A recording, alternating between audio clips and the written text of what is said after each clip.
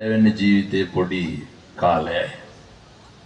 අම්මා තාත්තා එක්ක හුරතල් වෙන්න තියෙන්නේ බොහොම පුංචි කාලයයි. කවද්ද අන්තිමේට මතක තියෙන්නේ ගිහිල්ලා ඔය අම්මා තාත්තා වැළඳගත්ත කාලයක් මතකද? මගේ අම්මේ මගේ තාත්තේ කියලා තුරුල් කරගත්ත කාලයක් තියෙනවා. අම්මට තාත්තට මතකයක් තියනවද? මගේ දුවේ මගේ පුතේ කියලා කොල්ල කෙල්ල වැළඳගත්ත කාලයක් මොකක්ද? අර භෞගේ දවස්වල තාත්තා කෙනෙක් මගෙන් අහනවා හාමුදුරුවනේ කොල්ලට අවුරුදු 16යි කොල්ල ටිකක් හොඳටම මුරණ්ඩුයි. අපේ මේ ගම් වලට වඩා පෙන්නදුනේ නාගරික පරිසරය තුල මේක හොඳටම වැඩි. හොඳටම මුරණ්ඩුයි මම මොනවාද මුරණ්ඩු කියලා දෙන්නේ? හාමුදුරුවනේ කියන එක අහන්නේ කොච්චර එපා කිව්වත් ෆෝන් එක පැත්තකින් තියන්නේ නැහැ. ඔහොම ගොඩක් ගෙවල් වල තියෙන ලයිස්ට්ුවක් ආපු ගමන් කාමරේ දොර වහ ගන්නවලු. මං ඇහුවා කොල්ල මත්ද්‍රව්‍ය වලට ඇබ්බැහිලාද?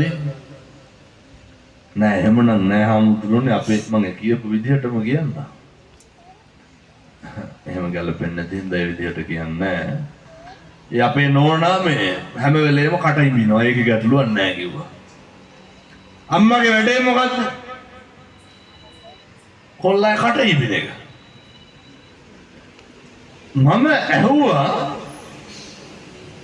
තාත්තගෙන් කොල්ල මුරණ්ඩු වෙන්න තාත්තා මොකද කරන්නේ? එතකොට කියනවා හාමුදුරනේ මන් ටිකක් තදේට ඉන්නවලු.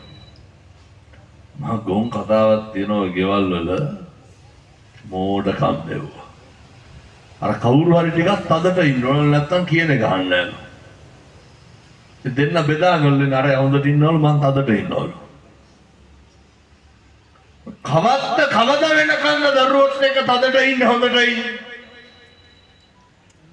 දෙරයලවලිවට පස්සේ බින්නතුනේ ජීවිතේ පුරුදු වෙන්න හැම එකකම තියෙන බොහොම පුංචි කාලයයි. තදට ඉන්න කාලයක් නැහැ. දරුවගේ වැරදි ලයිස්තුවක් කියාගෙන ගියපු තාත්තගෙන් මම ඇහුවා.